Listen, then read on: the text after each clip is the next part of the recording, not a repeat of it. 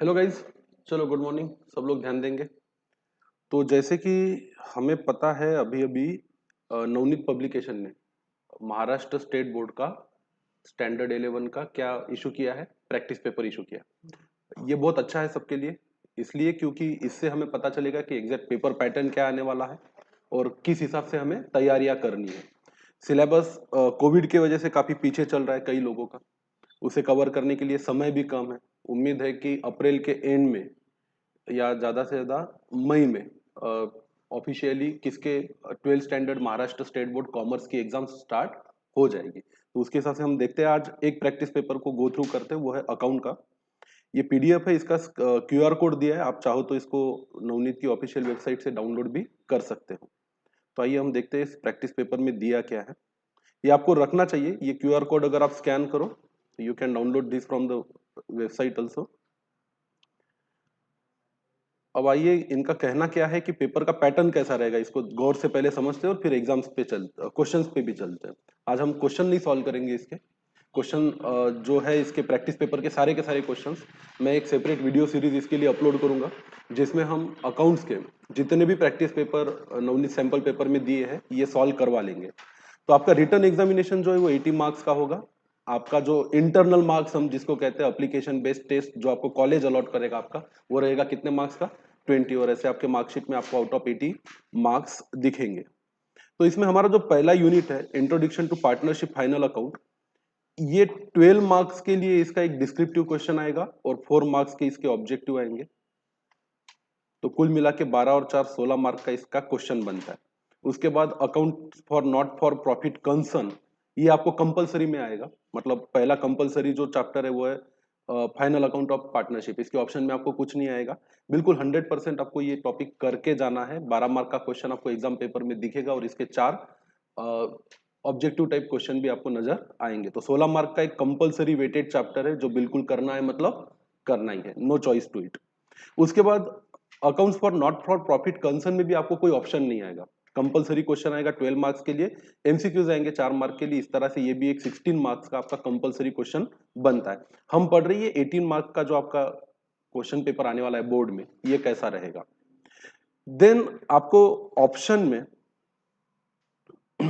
कुल मिलाकर ये 4 टॉपिक्स मिलेंगे, जिसमें से है पहला एडमिशन ऑफ अ पार्टनर, फिर है retirement of a partner, dissolution of partnership form और बिल्स ऑफ एक्सचेंज। आप चाहो तो एडमिशन के और में क्या सॉल्व कर सकते हो, रिटायरमेंट, ये क्वेश्चन आपको फिक्स आएगा।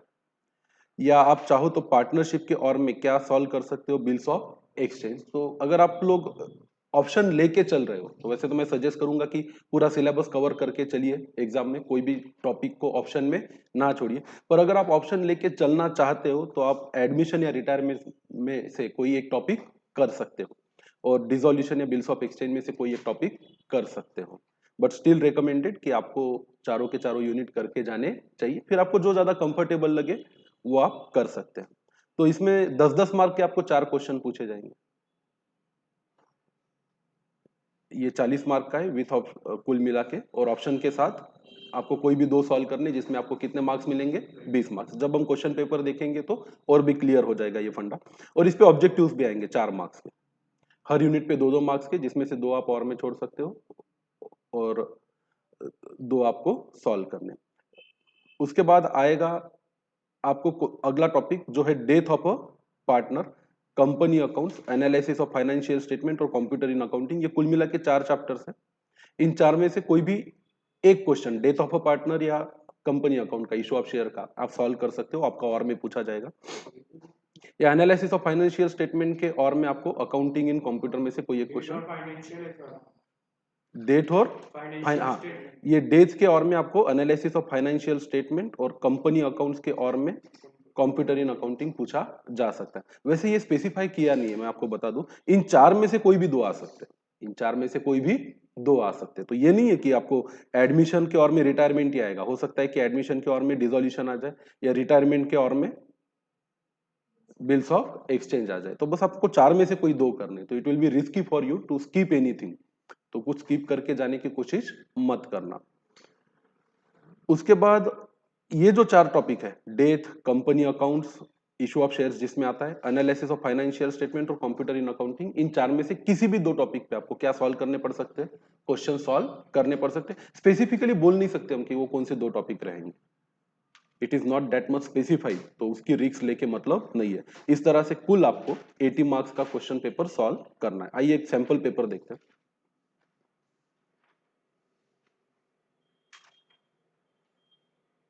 अब ये जो कोविड वाला है, कोविड के लिए इन्होंने question paper pattern for 2021 only specify करके बोर्ड ने इशू किया है।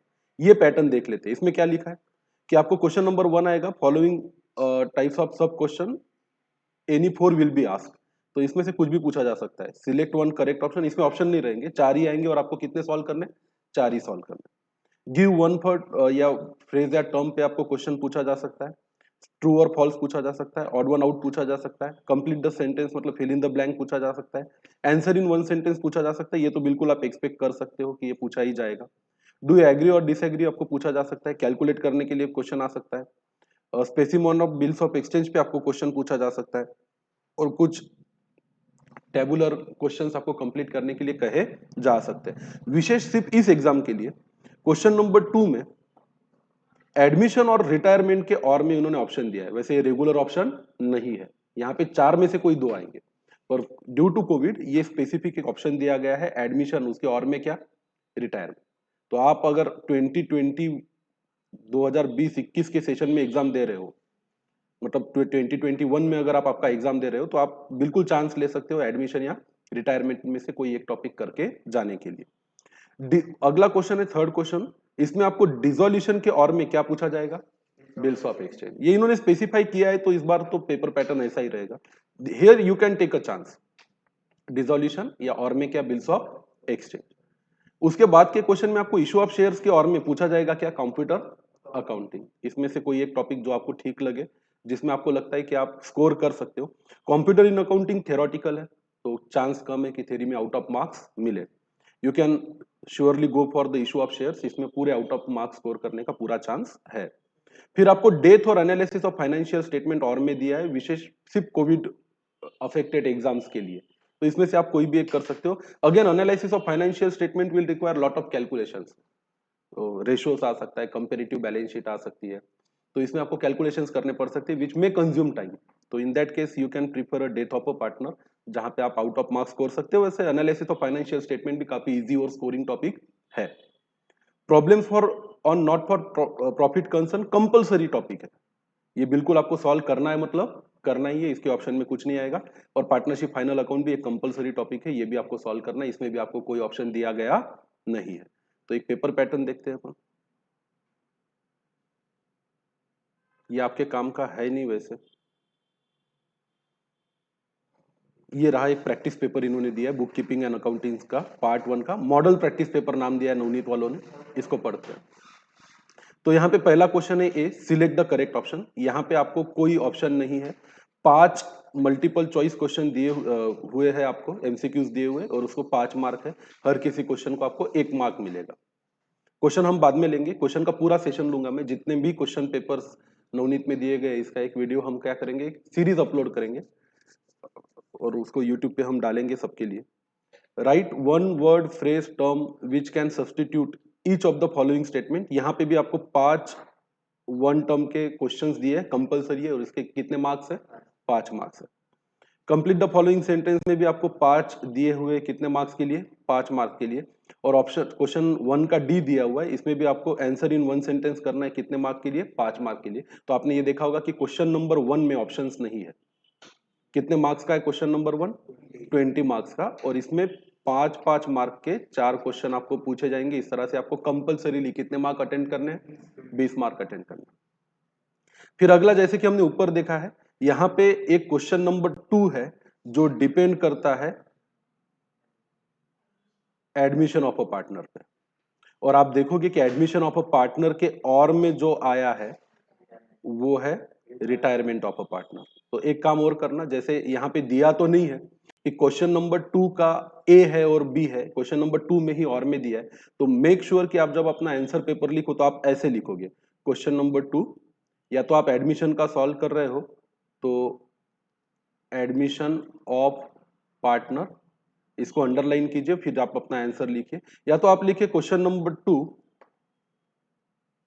रिटायरमेंट ऑफ पार्टनर, ताकि आपका जो इवेल्यूटर है, जो आपके क्वेश्चन पेपर को चेक कर रहा है, उसको क्लैरिटी आएगी कि क्वेश्चन नंबर 2 में से आपने क्या चुना है, whether you have selected the admission of a partner और you have selected the retirement of a partner. तो मेक श्योर कि हम ऐसा लिखे। अदरवाइज क्या रहता है कि क्वेश्चन नंबर 2 का ए रहता है और उसके और में क्वेश्चन नंबर 2 का बी रहता है। ऐसा कोई ऑप्शन इन्होंने दिया नहीं है पेपर पैटर्न में, तो आपको स्पेसिफिकली मेंशन करना पड़ेगा कि आप admission of a partner select solve कर रहे हो या रिटायरमेंट ऑफ अ पार्टनर। फिर आगे आते हैं अपन, ये हो गया आपका question number 2, Covid affected new paper pattern के हिसाब से ऑप्शन मिल गया आपको। फिर आप आते हैं क्वेश्चन नंबर कौन सा 3 पे। यहाँ पे भी आपको पार्टनरशिप पे पूछा जाएगा फर्म वेयर डिसॉल्व, तो एक क्वेश्चन आएगा क्वेश्चन नंबर 3 का डिसोल्यूशन पे। तो आप अगर ये क्वेश्चन ऑप्ट कर रहे हो तो आप लिखिए question number 3 dissolution of partnership, इसको अंडरलाइन कीजिए, फिर अपना आंसर नीचे लिखना क्या कीजिए स्टार्ट कीजिए। हमेशा नया क्वेश्चन का आंसर नए पेज से लिखना है, बीच में से आपको कोई भी आंसर लिखना स्टार्ट नहीं करना है, जगह छुट्टी है तो छूटने दीजिए। ये देखिए, इसके और में आपको बिल्स ऑफ एक्सचेंज का क्वेश्चन आ रहा है। तो अगर आप क्वेश्चन नंबर 3 को बिल्स ऑफ एक्सचेंज सॉल्व कर रहे हो तो यहाँ पे question number 3 bills of exchange ऐसा लिख कर अपने आंसर की शुरुआत कीजिए और आप आगे बढ़ सकते हो। वहां पे आगे आते हैं अपन क्वेश्चन नंबर 4 पर। ये भी 8 मार्क के लिए और में क्वेश्चन पूछा गया। ये है computer in accounting theory question, और में दिया है वो। और इसके बाद आया है आपको company accounts issue of share. तो इन दोनों में से आपको एक क्वेश्चन सिलेक्ट करके आंसर करना है। ये पैटर्न बिल्कुल स्पेसिफिक है और जैसे कि नवनीत ने जारी किया है और बोर्ड ने भी बताया है, ये पैटर्न आपके लिए विशेष तौर पे जो 2021 में 12th का एग्जाम दे रहे हैं उनके लिए चेंज होने वाला नहीं है। हम आते हैं क्वेश्चन नंबर 5 पे। यहाँ पे आपको बैलेंस शीट दी गई है पार्टनर्स की और आपको बनाना है prepare profit and loss account, adjustment account, capital account of a partners and balance sheet of a new firm. बराबर है। तो ये क्वेश्चन है आपको डेज पे आधारित, नमन डाइट दिया हुआ है। तो अगर आप क्वेश्चन नंबर 5 का आंसर कर रहे हो तो ऐसा स्पेसिफिकली लिखना question number 5 death of a partner, इसको अंडरलाइन कर कर आप फिर आगे अपना आंसर लिख सकते हो। तो चेक करने वाले को भी समझ में आ जाएगा कि weather you have selected death of a partner. और यहाँ पे आपको prepare a common size balance sheet बनाने बोला इसके और में, तो आप ये लिख सकते हो question number 5 common size balance sheet, या फिर आपको कॉमन साइड इनकम स्टेटमेंट भी पूछा जा सकता है। एंड हाँ, ये आता है एनालिसिस ऑफ फाइनेंशियल स्टेटमेंट के यूनिट से। तो जिस भी टॉपिक पे आपको सवाल पूछा गया उस टॉपिक का नाम आप दे सकते हो और अपने आंसर को सॉल्व कर सकते हो। आगे बढ़ते हैं, क्वेश्चन नंबर 6 जो दिया गया है और क्वेश्चन नंबर 7 ये कंपलसरी क्वेश्चन है। आपको इनकम एक्सपेंडिचर एक अकाउंट बनाना है और इसमें आपको कोई ऑप्शन नहीं है।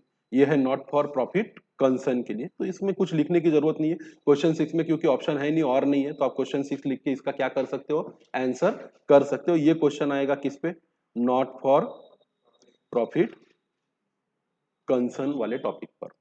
इसको थोड़ा सा ध्यान से देखना है। ये कंपलसरी 12 मार्क का क्वेश्चन है जिसमें आपको कोई ऑप्शन आएगा नहीं, तो इसकी अच्छे से प्रैक्टिस करनी है।